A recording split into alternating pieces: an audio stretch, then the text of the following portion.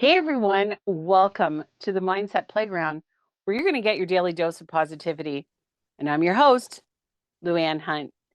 And I am so excited that you have joined me today for Stories That Inspire. I definitely have an inspirational story for you today. I am on the playground with a good friend of mine who is actually a leadership coach. And she has such a great program and keynote talk that she's going to talk to us about and give us some information on that. So, welcome to the Mindset Playground. Tara, how are you doing today? Hello, I am doing really well. I'm excited to be here and to play on the playground. I know. Isn't that a great name? I just love that name. It just makes me feel happy automatically. So, I Yeah. think it's a good thing. It's all good. So, Tara, I know that you actually worked in an executive position for many years. Now, is this like your very first time that you were working out in the working world that you got into an executive position? Well, I have a very unusual story because I basically worked for this company called Photodisc and I stalked them basically until they hired me. And they hired me into a temporary position. And then they said, "We really want to keep you on board, but the only position we have is receptionist." And at the time, I was like, no problem. I really wanted to work for this company. So I worked as the receptionist for about 6 weeks before I was moved into sales and service. And I did have a very rapid rise. So in 3 years, I went from the receptionist to the VP of sales and service and ended up having a team of 80 people and we went public and the whole shebang. So it was a pretty exciting ride for sure. And I feel very lucky to um, have pinpointed them and been assertive, and they hired me. I was really grateful for that. Wow. And so here you are. It's kind of like, welcome aboard from, here's the frying pan into the fire, I guess. And learning as a receptionist, I know because I've done, many years as receptionist myself in my former life, I'll say. And so I know you can learn a ton of stuff about a company just by being the receptionist. So, 100%. I think yeah. everybody should be the reception. Anybody who wants to be an executive at a company, be the receptionist for 6 weeks. You learn everything. It's very informative, and you build Wow. relationships. I was gonna say, so is that one of the keystones that kind of, like catapulted you from receptionist into the executive world? Is that what you were planning on in the first place? Well, I think I first and foremost, I had been working in service positions since I was 15 years old, and I've always been very service oriented. And I moved into this company at a time where they were rapidly growing, and they didn't have people that really understood service in different roles. And so I just, one of the things I think that made me successful at that time was I just saw what was needed and I made suggestions, I took it on, and that aided me that opportunity. I don't know if that is even possible today in the way it was in the 90s. um, but I think that that was one of my keystones was be in service. Don't just sit around and complain. If you see an opportunity, fix it and make suggestions and be of service, not just to your customers, but to your company and your fellow employees. But I learned a lot about leadership on the job. That was not something, that I learned in school. I didn't play sports. I was in plays and things like that, but I didn't, I basically learned that on the job. So let's talk about that eye-opening experience, shall we? Yeah. What were some of the main things, like life-changing things that you learned in that position? Oh my gosh. There are so many, but one of the things that I really learned was the importance of relationship and there were times because I was young and ambitious and not always, as my husband describes me, as a high speed, low drag. So when I see something, I like want to go for it. And I think one of the most important lessons of leadership is getting everybody else on board. And that's not just your team, it's your colleagues. It's not, I think managing across in an organization was a big learning I had. I did it well most of the time, but I've had some times that I did not do it well. And they're the biggest regrets I have in my career because feelings were hurt, trust was lost. So sometimes we learn our best lessons through the mistakes that we make. But boy, it's part of what inspired me to become a coach. It's like, I don't want to have to learn those mistakes by making them. I want to, so it helped me seek out coaching myself, realizing I am not quits for this. Like I need help, asking for help because I was pretty independent and learning that it was really important, I think is also another key. And just being willing to acknowledge I don't know everything. I need help and to be thirsty for that knowledge and be open to it really helped, I think, catapult me because a lot of people are stubborn. I was one of them, right? Opinionated. I know what's right. And that doesn't, you know, as one of my mantras is being right can be a very lonely place. Ah, that's a great mantra. Yeah. And how true is that? And sometimes I have to admit I'm just as bad. I think it should be one way and mine's the right way. So it's really hard to get out of that. But I think once you start to get out of that, and I guess that's what we're going to start talking about because, you went from that executive with that executive drive and you ended up turning into a leadership coach. Like that doesn't just happen overnight. So what was it that drove you to that pivotal moment? Yeah. Well, first of all, being part of a company that I was the 33rd employee of a company that ended up going public and they merged to become Getty Images, which a lot of people know today, so that was my path. And all of a sudden I was part of an organization with 30 VPs and, was in charge of the first reduction in force of 1,500 people. And like, it was very challenging and different. And I also realized, wow, this is not the organization I wanted to be in. I was known as the culture keeper of the organization and had a lot of spotlight on me for that. And then I found myself in a situation where the culture was changing, not in a way that I liked.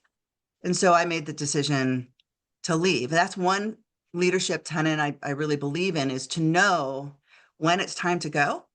When can I still have influence? When can I make those changes? And when is the current going in a certain direction? And if I don't want to go in that direction, I need to get out of the water, and not wait for it to happen to me. I used to joke with my CEO. I'm like, tap me on the shoulder when it's time, because we all recognize when it's time for people before they do. And when I made the decision to leave, I said, you didn't tap me on the shoulder. Well, And I'm she's like, sure well, they because I didn't don't want to think it's, lose I don't you. think it's your Yeah. time. And then years later, she admitted that was selfish of me because I didn't want you to leave, but it really was the best thing for you. And it just inspired me. I realized, after running a team that was so large and that really what I loved was the coaching and the mentoring and the leadership part. I wasn't really passionate about implementing, multi-million dollar CRM systems. So I pivoted to focus on that. And I was quite young, and I got my coach certification and all that stuff. But it was a bold move to start your own consulting company at the age of 30. Um, but I haven't looked back. And so, yeah, I've been doing that now for 25 years. So, and, it's had its own pivots along the way, but It's a huge passion of mine. Wow, that's great. And of course, having that coaching business has obviously allowed you to expand as far as, you've been on stages, you've been coaching and mentoring, and you've been working outside of the whole area where you are, and it's just opened up so many doors. So I say bravo to you for taking Thanks. that opportunity and actually stepping into it, because it's tough, it's really hard. And so now that you've stepped into it, what are some of the highlights that you have come from that, or the key strategies that you have created because of that? Mm. Well, okay, that's like two questions. So which one should I answer first? Like I think, I think one of the things in terms of what I'm all about is and what is the ripple effect, right? It's like it's really fun. And which is part of why I work a lot with other leadership coaches now and mentor them, is that it widens that ripple effect. I'm not just working with a company and their execs. I'm working with people who do that. So it's like I widen that ripple effect of change, and that's pretty exciting. Um, so what was the second part of the question? Because I'm forgetting it. Oh, that's okay. I know that you created strategies because of that. So strategies that you use in your coaching, or maybe in your public speaking, or your keynote speaking. So what are some of the strategies that you came across that you found are kind of working for everyone, including yourself? Because let's face it, coaching is a two-way street. You learn just as much as you're teaching, as far as I'm 100%. concerned. Yeah, Yeah. I always Well, say I that think if you want to learn something, you should teach it. yes, you certainly learn.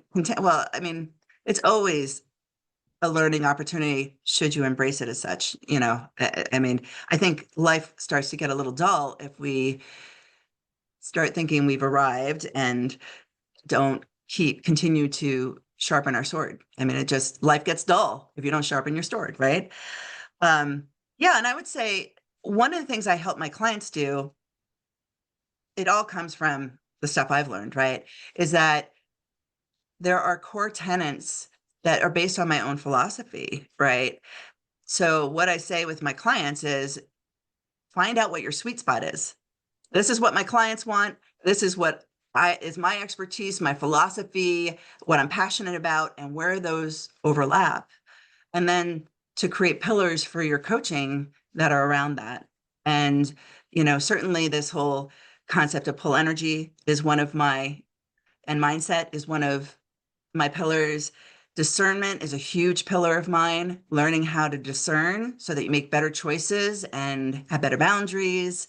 I mean, I've got many different pillars that I could talk about, but the pull energy piece, which I should explain, is when you are basically motivated to do the work versus, oh, I have to, I should, we're so in this push all the time in our American culture. And pull energy is harnessing your internal intrinsic motivation so that you get pulled into action. And it happens really quite naturally and enthusiastically. And when you say, wow, you've done all these things, it's like, well, the things I've really done were pull energy. The things that people look at and think, wow, that was courageous. And it was like, was it? No, I was just so pulled to do it. It didn't feel courageous to me. Again, from the outside, maybe it looks that way, but for me, it was like, I'm doing this. And most people don't know how to really harness that and stay in that. And I think part of that is because in our culture, we are taught not to do that really. Like we're taught to push, you know, more is better. We're always piling things on our plate, and people lose that motivation, and they're doing it because they have to. My job says I have to, and that's what's causing this major burnout epidemic that we're having in corporate America. So the pull energy is the big one for me. And that's why I started to speak and create this keynote, is because I think the world really needs to hear that the most right now. And particularly leaders, because, anytime that we're in the leadership seat, it's not only just about us, right? It's like, oh, I can use pull energy for myself, but you got to teach, if I teach my team how to harness their pull energy, that's talk about a ripple effect. We are 22% more productive at minimum when we're in that energy.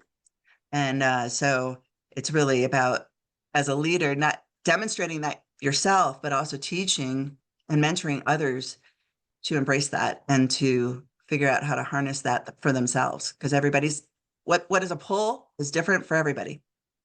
Right. So how did you come up with that? Like, I think it's brilliant. Don't get me wrong, but how did you come up with that?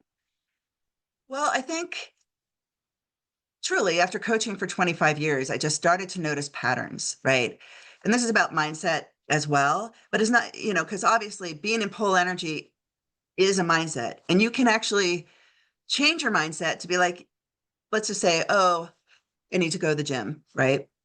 Um, you can change that to a want by getting really clear about what about it, oh, I'll feel so much better after, and da da da da da, right? So we can change our mindset to be a pull. There are the things that are naturally a pull.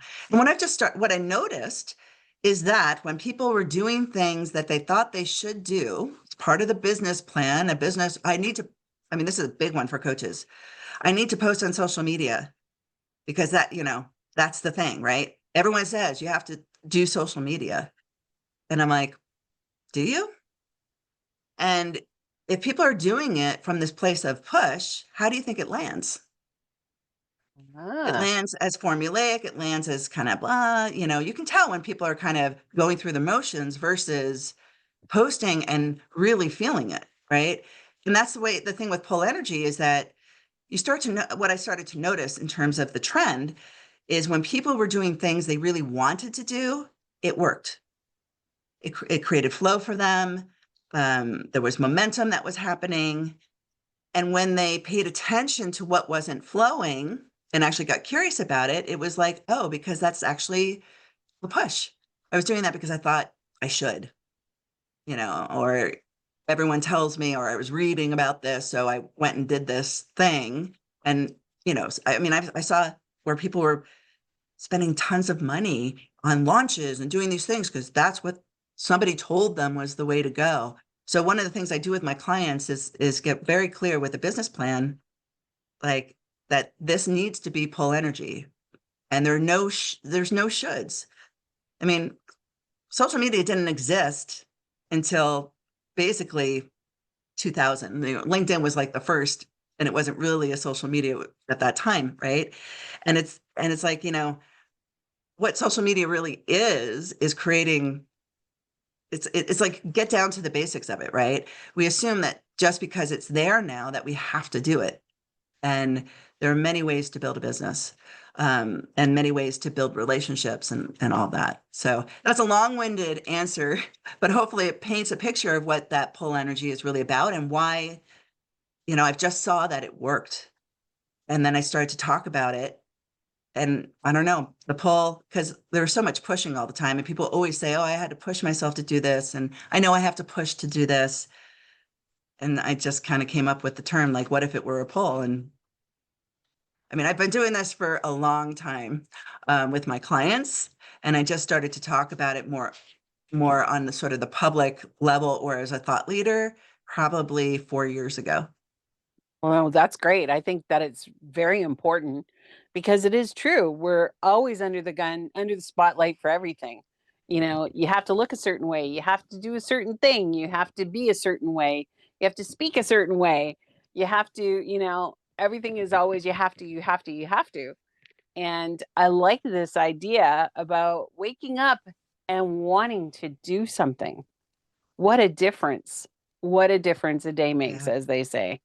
Wow. Well, and sometimes too, it's like, one of the things I say, this is an easy thing for anybody to do, because sometimes it's just a language thing. Oh, I should go to the gym. right? Oh, I should, don't should all over yourself, right? Anytime you hear yourself say, I need to, I have to, I should, I ought to, just ask yourself, do I want to? And sometimes it's super clear. Oh, yeah, it's just a language thing.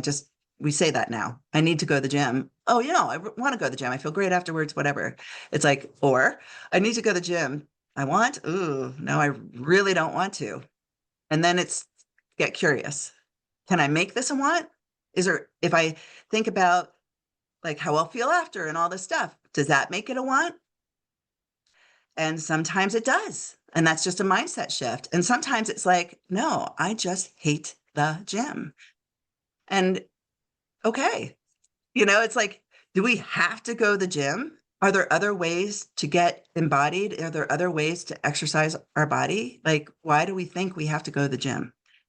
And for some people, it's awesome, right? So it's like also not comparing ourselves to others and like everyone's doing this, so I should do this too. And we see this a lot with social media as an example. You see people doing things and you're like, oh, I should do that because it seems to be working for them. And it's like, well, it might work for you, but do you want to do it or you think you should, right? Because I also find in business in particular, when you're doing things you love to do, it works. It's infectious. When we're in our pull energy, it's infectious. People notice, like, wow, they're on fire. Like, whoa, they seem to be really, it's attractive. And when we're pushing, it's not. It's like you said, we're just pushing it. Yeah. So I have an idea. I think we should all rename our dogs to 5 miles so that I can say, I walk 5 miles every day.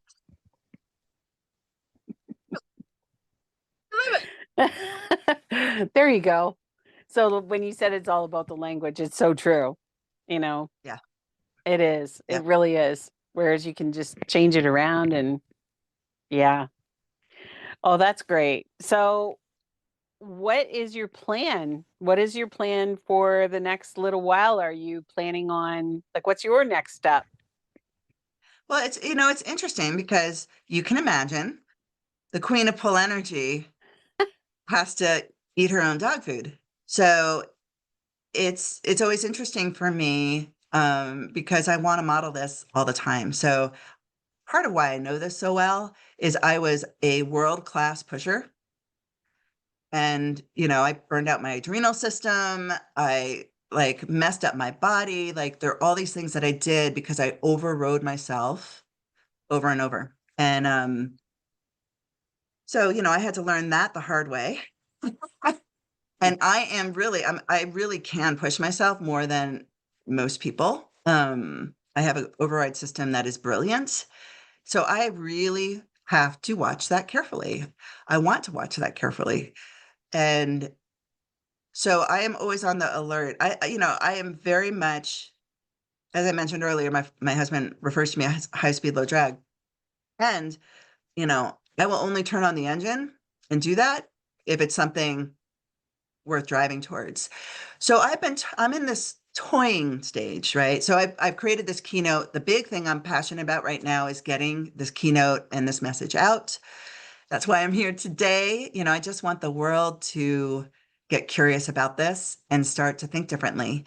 And I know I've always wanted to write a book about it. And I joined a writing program this summer. One of my favorite mentors was running, and I got really sick. I was sick for about 6 weeks. You know this because we talked about this when we earlier. But like I was sick where I was like, about I had a couple weeks where I was really sick, and then I was like 80%. And when you're 80% and you're all about pull energy, you're really conscious, right? And so I realized like I can't write 2,000 words a week. I don't have it in me. And I quit. I've never truly 55 years old have never quit something that I, was halfway through. It's just I'm not a quitter. I'm not a quitter. That's part of my problem. So I basically am admitting, gosh, I quit. There's a little bit of saboteur energy of like, oh my God, I quit. But I'm also like, look at me, I quit. It wasn't working for me. And I asked myself, is this a want? And it was like, no, this is definitely not a want. Um, so I am waiting for that energy to reappear. And I am actually meditating on it. I'm doing some things to try to cultivate my want.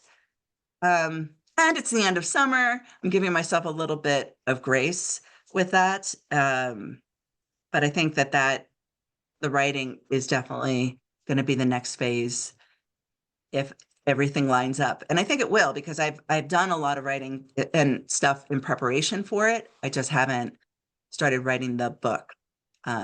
So Well, that's great. That's great. And, I hope that I wish you all the luck with that because I've written on a couple of collaborative projects.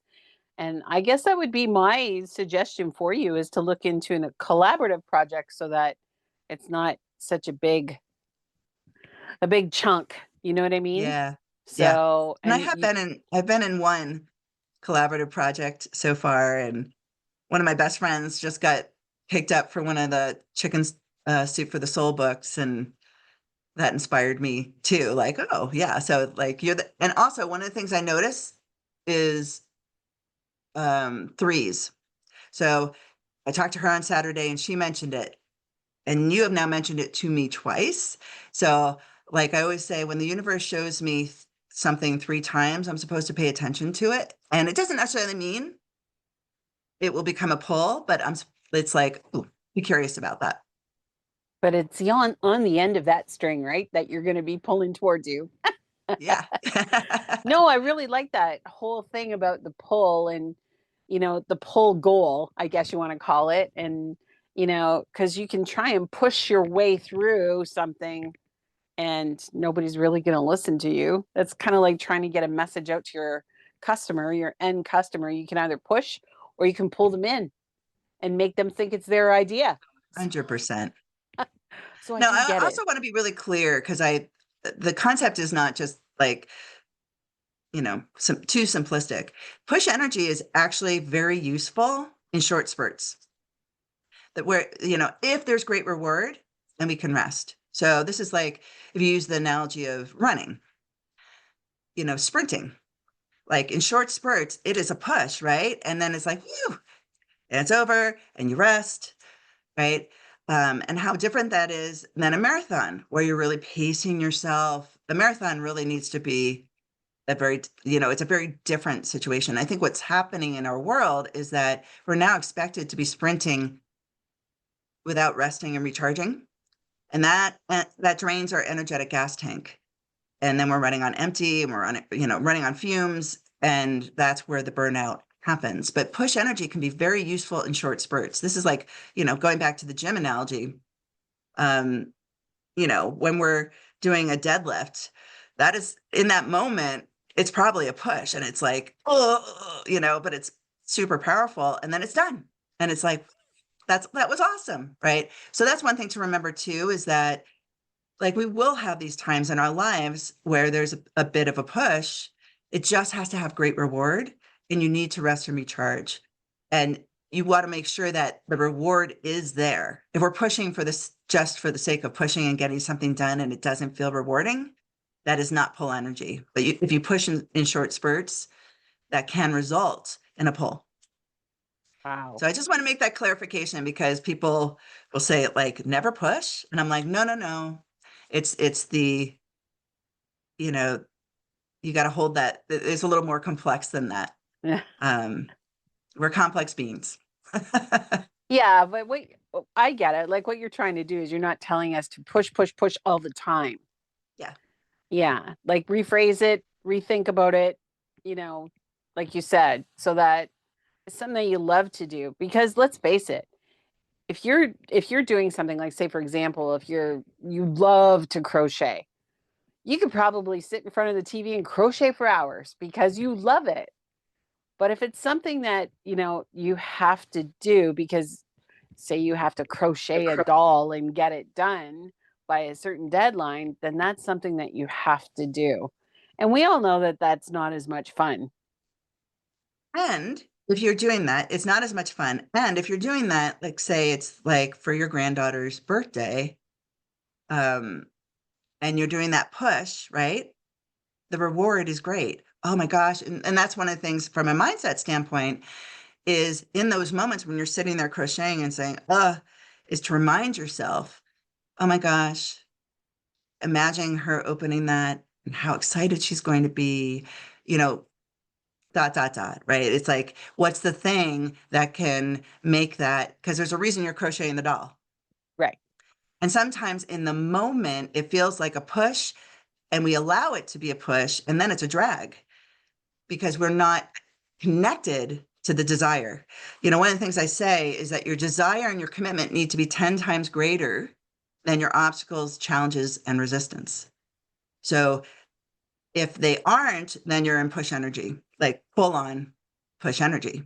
But, if you look at things like Martin Luther King Jr., you don't think there were pushes there in his whole search for equality, but the pull that he had was tremendous. The desire and commitment he had was tremendous. And talk about that uh, infectious thing. It was infectious. Look at all the people who changed their minds because of him, right? So it can be very, very powerful and it's not effortless. Right. There is effort involved. It's just not draining effort. Yes. And like you said, that intrinsic reward. So you just feel so good. You might not want to go to the gym, but when you come home, you can check it off your box, check it off your list. And it just makes you feel better. And that's why the whole mindset thing behind, making a list and giving yourself points for all the things that you do or giving yourself a gold star, like it's not just for kids. It's actually for adults as well. I mean, I do it all the time. Yeah, If I have a goal and I achieve that goal, I literally put a star. I have little that is sticker so cool. stars. So, And that because what's cool about that too, LouAnne, is it like that works for you. yes. Gold stars don't work for me, but I think it's so cool that it works for you. So part of this is what are those things? Like some people are really motivated by getting, stickers or getting acknowledgement. I mean, I will have to, I often say I'm a recognition whore. Like if you recognize me, if you give me an award, I will crawl over broken glass for you. Like if you give me public recognition and tell me how awesome I am. Now, I'm very conscious of this now. People used to know this about me and they would kind of manipulate me to push myself too hard because I was so excited about the recognition. So I also have to be conscious that not all recognition is worth that. But it's really important to tune in what motivates me, what would make it a pull for me. How can, if I have this thing that feels a little big or overwhelming, first of all, how do I break it down into small, manageable chunks? But then what would feel rewarding to me? And getting super clear Right. about that so that it becomes a pull because honestly, I think that's part of our problem is that we compare ourselves or we see other people and we think, what's wrong with me? Why doesn't the gold star motivate me? Like, what's wrong with me? And that's, then we go into our little spiral of comparison. Comparison really can bring us in that downward below the line spiral. So find what's the thing for you. And I love that it's a gold star for you. I wish gold stars worked for me. Just something simple. That's what it is. I guess I'm just, Yeah. yeah. It's funny because I think a lot of people want that, that recognition where you get up on the stage and you like take your reward or whatever it is. And I don't know what it is with me. I always think that would be great until I'm actually up there accepting the award. Then I'm always like, oh, I don't know if I, really deserve this type thing mindset. So it's all in the mindset. And I just kind of move on to the next thing. That's just the way I am. But I also like to bring people with me to the top. I think that that's better, you Yeah. know. So I just like that. I prefer to bring somebody with me to the top and say, "Hey, we did this together. That was really cool." Yeah. So So yeah, that's cool. So that's one thing is collaboration and community and connection. And this is one of the things too. As coaches, we know this. Values are everything. Like when we have our values met, we're happy, right? When we get them met in a positive way. So let me be clear, recognition and appreciation is a value for me. It's a huge value. I love to recognize other people and appreciate other people. It gives me so much joy. And when it happens to me, I get so much joy as well. But there's a shadow side to it, right? So another place to look are what are my values? yeah, If I have a value around connection, how can I use that as part of my pull, or part of my reward? So I think thank you for bringing that in because I think that's part of it too, is to get really curious about your values and how can I use that, as part of my pull. and I think that that's really important now that we're discussing this, and I'm sure that that's exactly what it is that you are trying to portray to companies who come to you and ask you for suggestions. Is that what you do? You say to them, "Well, find out what it is that excites your clients or your customers or your employees. Find out what it is that excites them. What do Yeah, they like to see? What do they like to do?" And then go for that. I think that that's way more 100%. important. Yeah. Yeah. And people, I do think that if you ask, people will tell you. Like, I think that is an important part of having one-on-ones with your team is really understanding what motivates them, what's the equivalent of the gold star for them. And then you can know, like, oh, I can help build the pull for them. Um, and I can present this in a way that is going to automatically trigger the pull versus it's like, because oftentimes that's one of our leadership challenges is that we usually lead others by default the way that we want to be led. And that is not always, I always wanted hands off, give me, let me go to you when I need you. That is not, a lot of people cannot succeed in that kind of environment. And so it's like really understanding what that particular person needs and wants and what feels rewarding to them, what creates a pull for them. And it's not cookie cutter at all. Yeah. I like that. And that's so true. And I think just asking. Okay. So, as I always ask all of my guests, I always ask them for three golden nuggets that they can take or that the audience can take away. So, I was just Hmm. wondering if you Golden. have three golden nuggets. It can be about anything, it can be about your coaching, anything. So, just three golden nuggets that you'd like to have us take away. Okay. So I'm going to use some of the ones we've already talked about and just reiterate them. So one is Absolutely. anytime you hear yourself say, I need to, ought to, have to, ask yourself, do I want to? And if it's not a want, ask yourself, what do I need to do to make this a want? And if there's nothing, make it a powerful no. I'm all about powerful yeses and powerful nos because I believe that our lives, you know, that's we settle when we're not one of those things, right? So that's number one is notice your language, see if you can change it to a want. If you can't change it to a want, be willing, discernment, be willing to say no. Um, okay, so that's golden nugget number one. Also, I think golden nugget number two is recognize what is a pull for you, what feels like a reward for you. Uh, and don't compare yourself to others. You might get some ideas from other people, but really try it on, oh, that person did that. That's a cool idea. Would I like that? Mm, I don't know if that's my, my, kind of thing. Um, and then lastly, I would say, get clear about your values. There's so many reasons why. One is it will just make you a better decision maker. If we make decisions through the lens of our values, it brings us joy.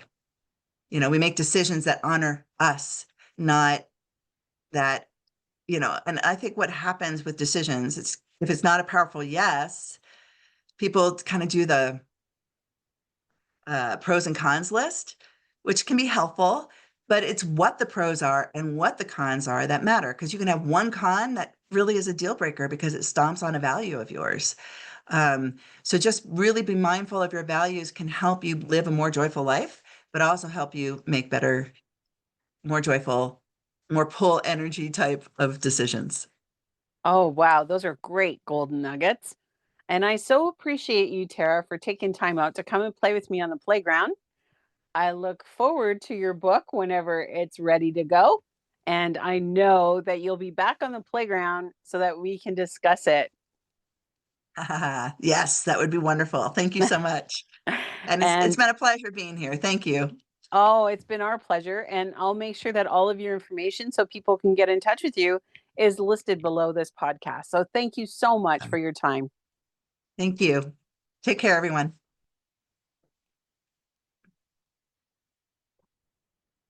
Don't forget to visit my website at louannehunt.ca, where you're going to find information about all of the past and upcoming Mindset Playground shows, along with signing up for a monthly newsletter where I can send you information from the playground and learn all about the programs that I have available to make you a better person. I can't wait to see you there.